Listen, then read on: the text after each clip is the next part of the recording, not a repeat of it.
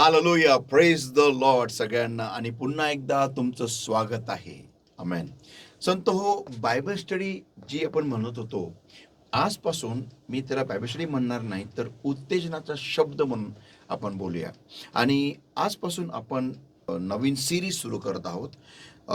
आणि सिरीजचं नावच असणार आहे उत्तेजनाचा शब्द. बायबल स्टडी नव्हे, तर उत्तेजनाचा शब्द. कारण मला माहिती आहे की ज्या प्रकारे मी शिकवतो त्या प्रकारे त्याला बायबल स्टडी म्हणणं हे चुकीचं राहील. ओके, पण त्याला आपण आजपासून उत्तेजनाचा शब्द म्हणून म्हणूया. आणि आजचा विषय आहे व्हाय शुड यू प्रे. आपण प्रार्थना का केली पाहिजे. आमेन. आणि पुढे जाण्याआधी आपण पवित्र आत्म्याचं स्वागत करूया. पवित्र आत्म्याला विनंती करूया की तो आपल्याला या वचनाद्वारे चालवेल आणि शिकवेल. Let's pray everybody. Thank you Lord my God for this amazing day you're given to us. Thank you for the victory Lord my God that you're given to us in every area of our life. Holy Spirit of God, we are greatly honored to be in your holy and awesome presence. Come mighty comforter, come mighty counselor, thou welcome Lord. Lead us in this time is my prayer unto thee Lord. And not I but you speak, revealing truth and changing lives. Thank you for changing your word O Lord from Logos into Rhema. Give us the heart and the mind O Lord to hear your word and to understand your word and to bring forth fruit hundredfold. In Jesus' mighty name we pray and we ask. Amen. Hallelujah. Praise the Lord. चला, आपण एक सुंदर विषय आहे आणि तो म्हणजे आपण प्रार्थना का केली पाहिजे. ओके. आपण उघड्या मत्तेचा 6वा अध्याय आणि वचन 5 ते 7. मत्ते 6 वचन 5 ते 7. Matthew chapter 6 verses 5 to verse 7. Matthew 6 verses 5 to verse 7. And when thou prayest, thou shalt not be as hypocrites are, for they love to pray standing in the synagogues and in the corners of the streets, that they may be seen of men. Verily I say unto you, they have their reward. But thou, when thou prayest, enter into thy closet, and when thou hast shut thy door, pray to thy Father which is in secret, and thy Father which seeth in secret shall reward thee openly. But when ye pray, use not vain repetitions, as the heathen do, for they think that they shall be heard for their much speaking. वाचूया मराठीमध्ये. आणि जेव्हा तुम्ही प्रार्थना करता तेव्हा ढोंग्यासारखे होऊ नका, कारण आपण माणसास दिसावे म्हणून सभास्थानामध्ये व रस्त्याच्या कोपऱ्यांवर उभे राहून प्रार्थना करणे हे त्यांना आवडते. मी तुम्हाला खचित सांगतो की त्यांना आपले प्रतिफळ मिळाले आहे. पण तू जेव्हा प्रार्थना करतोस तेव्हा आपल्या आतल्या खोलीत जा आणि आपले दार लावून तुझा बाप जो गुप्तात आहे त्याची प्रार्थना कर. मग तुझा बाप जो गुप्तात पाहतो तो तुला प्रतिफळ देईल. आणि प्रार्थना करीत असताना राष्ट्रांच्या लोकांप्रमाणे तुम्ही व्यर्थ घोकणे करू नका, कारण आपल्या फार बोलण्याने आपण ऐकले जाणार असे त्यांना वाटते. ओके. तर संत हो, प्रभू येशू ख्रिस्त म्हणतो की जेव्हा तुम्ही प्रार्थना करता. ओके, वचन 5 सुरुवात वाचा. आणि जेव्हा तुम्ही प्रार्थना करता. ओके, वचन 6 सुरुवातीचं. पण तू जेव्हा प्रार्थना करतोस. जेव्हा. ओके, आणि वचन 7 सुरुवातीचं. आणि प्रार्थना करीत असताना राष्ट्रांच्या लोकांप्रमाणे. संतो हो, प्रभू येशू ख्रिस्त हे म्हणत नाही जर का तुम्ही प्रार्थना केली तर. नाही, तो जर का या शब्दाचा वापर करत नाहीये, तर तो काय शब्दाचा वापर करत आहे की जेव्हा तुम्ही प्रार्थना करता. म्हणजे प्रार्थना ही काय एक पर्याय नाही. ओके, प्रभू येशू ख्रिस्त सांगण्याचं तात्पर्य काय आहे की प्रार्थना एका ख्रिस्ती व्यक्तीसाठी, किंवा जो व्यक्ती ख्रिस्तामध्ये आहे, किंवा जो व्यक्ती देवाचं लेकरू आहे, त्या व्यक्तीला प्रार्थना हा एक पर्याय किंवा ऑप्शन नाहीये. त्या व्यक्तीचं जीवनशैली ही प्रार्थना हवी. आमेन.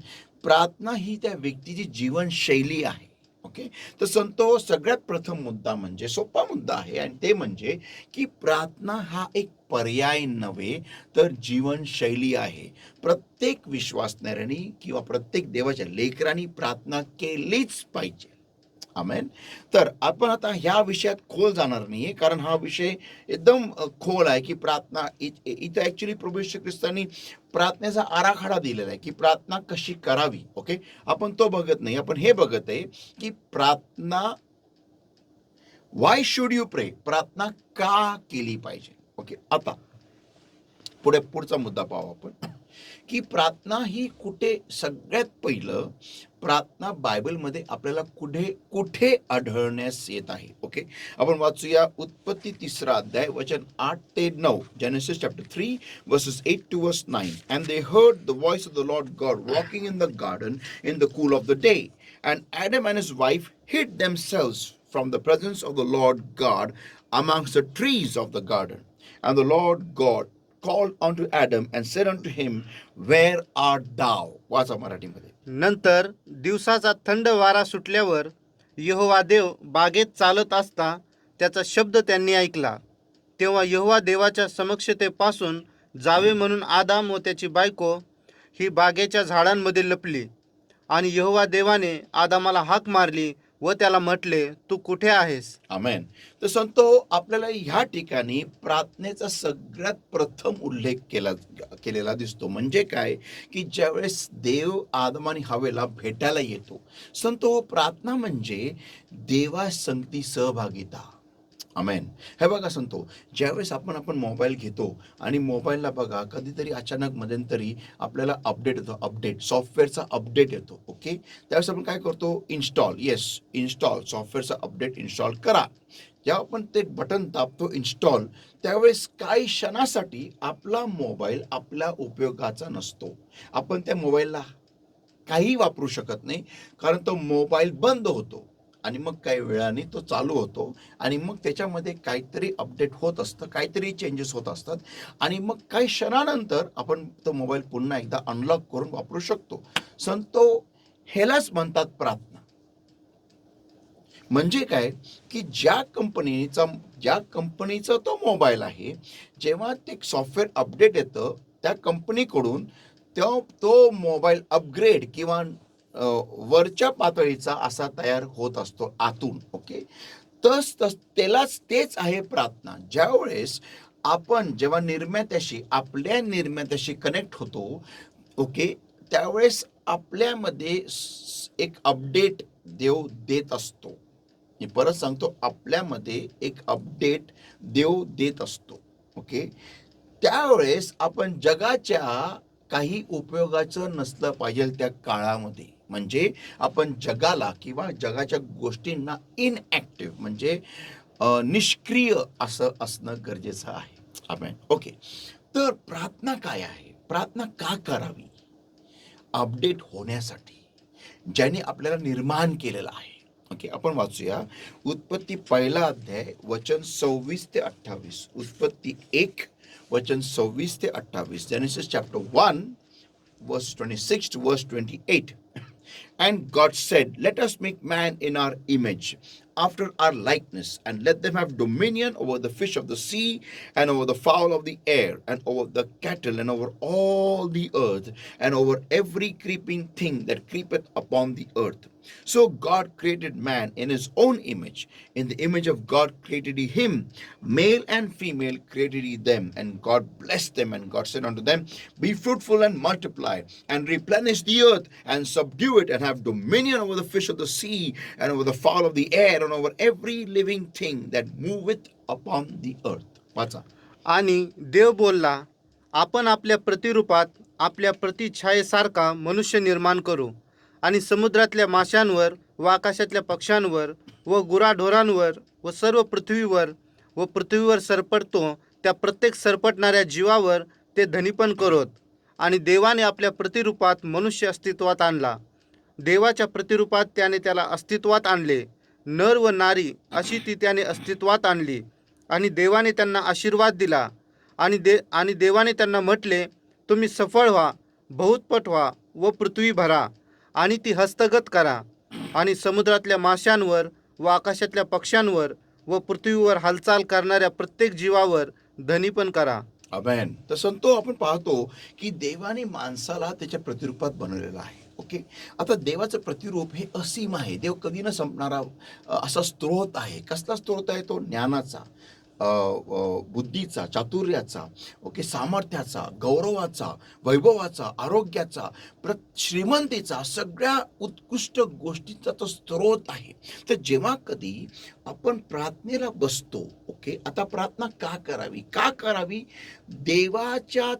देवाकडून स्वतःला भरून घेण्यासाठी, देवाच्या मधून निघणाऱ्या सगळ्या गोष्टींनी स्वतःला भरून घेण्यासाठी आपल्याला प्रार्थना करायची आहे. मी परत सांगतो, स्वतःला देवाकडून निघणाऱ्या प्रत्येक गोष्टींनी स्वतःला भरून घेण्यासाठी आपल्याला प्रार्थना करायची आहे. पुष्कळदा आपण जी प्रार्थना करतो ती प्रार्थना नसते, ती एक शॉपिंग असते, जी आपण आपल्या मागण्या देवासमोर प्रस्तुत करतो.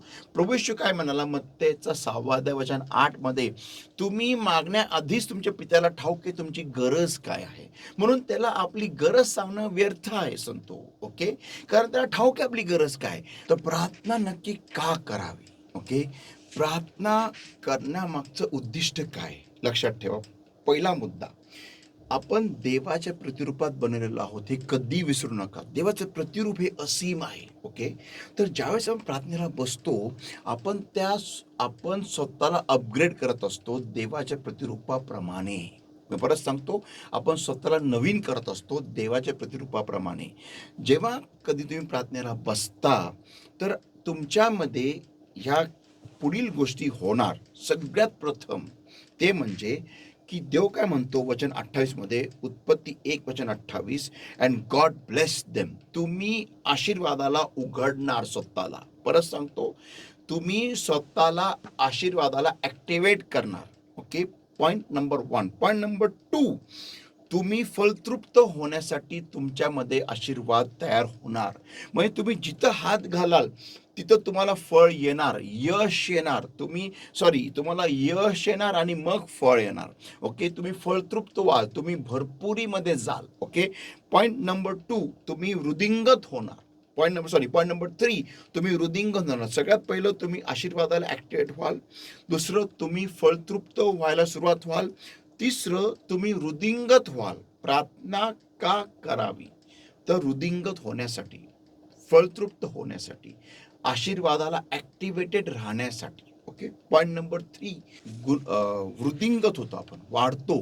Okay, multiplication. ओके, चौथं, आपण एखादी वस्तू नवीन सारखी ठेवण्यामध्ये आपल्यामध्ये क्षमता येते. म्हणजे रिप्लेनिशमेंट, म्हणजे संगोपित करणं. एखाद्या वस्तूला, एखाद्या परिस्थितीला, एखाद्या चांगल्या परिस्थितीला आपण संगोपित करू शकतो. म्हणजे जर का माझ्या जीवनामध्ये एका विशिष्ट तऱ्हेने जर का मला आशीर्वाद येत आहेत, तर ते आशीर्वाद फक्त येत नाही राहणार, तर मी त्याच्यामध्ये वाढत राहील. ओके, माझ्या जीवनामध्ये प्रत्येक चांगल्या गोष्टीला मी संगोपित करेल. म्हणजे त्याला नवीन सारखं ठेवून त्याला वाढवत राहील. हा आशीर्वाद माझ्यामध्ये देव निर्माण करतो. ओके, म्हणजे आपल्या जीवनामध्ये काहीही होऊ द्या, काही चांगलं होत असेल, त्या चांगल्या गोष्टीला रिपीटेड होणं, सारखं चांगलं होत राहणं. पुष्कळ साक्ष अशी असते की काही दिवस आमच्या जीवनामध्ये चांगलं होतं, त्याच्यानंतर जे वाटोळ होतं ते वाटोळच व्हायला लागतं. का? कारण प्रार्थना सोडलेली आहे. प्रार्थनाहीन जीवन सुरू झालेलं आहे. प्रार्थनामय जीवन बंद झालेलं आहे. म्हणून चांगल्या गोष्टी होत होत होत होत अचानक मध्ये का खंत येते, का रुकावट येते? ह्यामुळे. तर संतो, आणि सगळ्यात महत्त्वाचं म्हणजे आपल्याला आशीर्वाद, पाचवा तो आशीर्वाद हा आहे, आणि ते म्हणजे आपण अधिकार गाजवतो. अधिकार.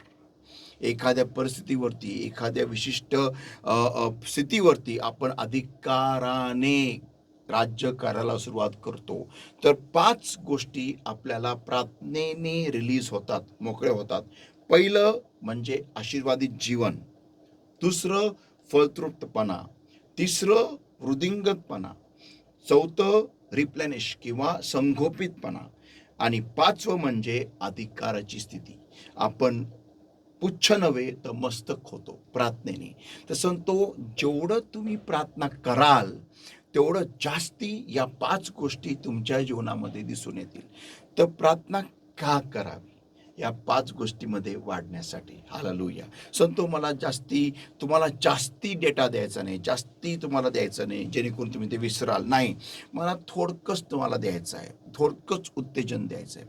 5 गोष्टी लक्षात ठेवा. 5 आजपासून पुढे 5. कधी पण प्रार्थना जर का नाही केली तर लक्षात ठेवायचं 5 गोष्टी तुम्ही गमावणार. काय? आशीर्वादितपणा. ओके. दुसरं ते म्हणजे फळतृप्तपणा. तिसरं मल्टिप्लिकेशन म्हणजे वृद्धिंगत होणं. चौथं म्हणजे आपण संगोपितपणा. आणि 5वं म्हणजे अधिकार. मग आपल्यावरती परिस्थिती अधिकार चालवेल, आपल्यावरती गोष्टी अधिकार चालवतील, आपल्यावरती लोक अधिकार चालवतील. ओके. पण जर का तुम्ही प्रार्थनामय जीवन चालू ठेवलं, म्हणजे आता प्रार्थना कशी करावी, म्हणजे किंवा प्रार्थना नक्की कशासाठी करावी हे आपण पुढच्या आठवड्यात बघणार आहोत. पण प्रथम म्हणजे लक्षात ठेवा, तुम्हाला देवाशी जोडणं आणि देवाशी जोडलेलं राहणं, अभिषेकामध्ये वाहत राहणं हे महत्त्वाचं आहे. अभिषेकाने स्वतःला भरून घेणं हे प्रार्थनेचा हा मेन गाभा असणं गरजेचं आहे. ओके. पुढच्या आठवड्यात आपण पाहणार आहोत की देवासाठी प्रार्थना म्हणजे काय. ओके. आपण प्रार्थना करूया. चला, let's pray. Thank you Lord my God for this word that came to us alive. Bless the Lord, I seal this word in the hearts of the precious blood, precious oil and power of the Holy Spirit. Every yoke of darkness, every bondage of the enemy holding upon our people's lives, O Lord my God, that's not allowing the people to hear this word, O Lord my God, and bring forth 100-fold, Lord. I bind and destroy it comes with the power of the Holy Ghost, in the name of the Lord Jesus Christ of Nazareth, command this power of darkness in the name of Jesus. Get out, come out in Jesus' mighty name. And bless the Lord my God, I set the people free in the name of the Lord Jesus Christ of Nazareth, Lord my God. Help us all, Lord my God, to bring forth fruit 100-fold. Thank you, Jesus, O Lord. In the name of the Lord Jesus Christ of Nazareth, we pray and we ask. Amen. Hallelujah. Santo, praise the Lord. आणि सगळ्यांना लक्षात ठेवावं की आजपासून प्रार्थना सुरू करा, नाही तर तुम्ही 5 गोष्टींना मुकवाल. आणि मग नेहमी आपण दुसऱ्याच्या अधीन आणि समस्याच्या अधीन असूया, आणि आपण नेहमी लहान लहान गोष्टीसाठी तडफडत असूया.